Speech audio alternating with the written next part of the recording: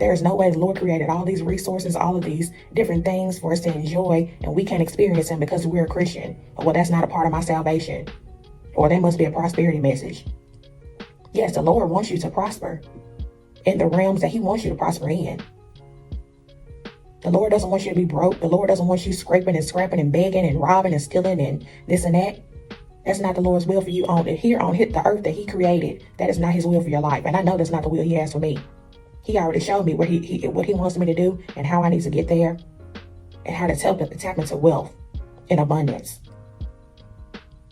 But you have to be willing to do the work. The Lord is not going to bless no mess. The Lord is not going to put $10,000 in your hands so you can go spend it at King of Diamonds. I'm sorry. The Lord is not going to place $5,000 in your hands for you to go buy dime rocks and sell to your community. Take it from me. I was terrible with my finances. Awful, terrible. I got stuff, lost it, just like that. When I got paid, from working old jobs or whatever, when I got paid, I'm trying to figure out how I can burn down $500 within the next couple of hours or a day or two later.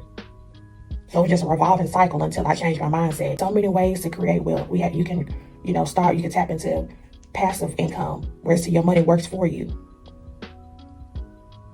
Anytime people say income, they feel as though, well, I got to go get another job, or I got to go work 2-3 jobs, or I got to do this, I got to hustle hard, I can't sleep at night, I got to be up at 5 a.m. and I can't sleep till 5 a.m. the next day. No. Let your money work for you. That's why these resources have been put into place for you to take your time back and spend it with your family and building a legacy. He doesn't want you bogged down and tired, worrying about a business, worrying about a job. Anything that takes time away from you and it takes time from you spending it with the Lord, that's a problem. Anything that takes time from you spending it with your family, that's a problem. Because that's not his will for your life. But you can tap into ways of passive income. I'm not a financial advisor, but I'm just giving you guys some tips so that you can become financially stable. You can become successful as a Christian entrepreneur. You can reach millionaire status. I'm not a financial advisor, but I'm just giving you guys some tips so that you can become financially stable. You can become successful as a Christian entrepreneur. You can reach millionaire status, but you got to be willing to do the work. I cannot stress that enough. You have to remain consistent. You have to let go of that fear mindset. You have to let go of that scarcity mindset. Abundance is your birthright. But you got to be willing to step outside of the box and tap into what he has for you. And it's not meant for everybody to be an entrepreneur. I'm not saying quit your job tomorrow. I'm not saying that, because entrepreneurship is not for everybody.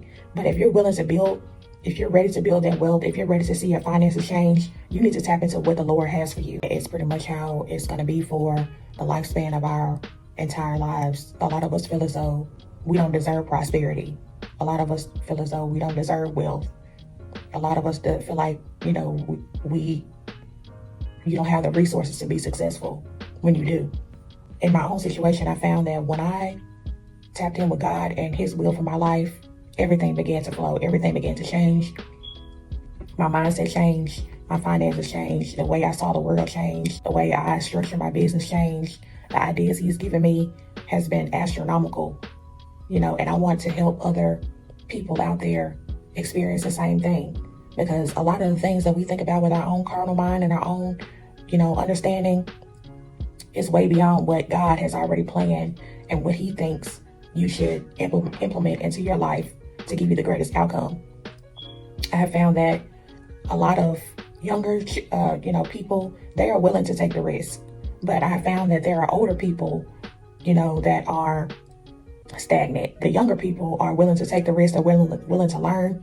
They're willing to apply the knowledge. They're willing to get an understanding. They're willing to tap into what God wants them to do, and that's what it's all about.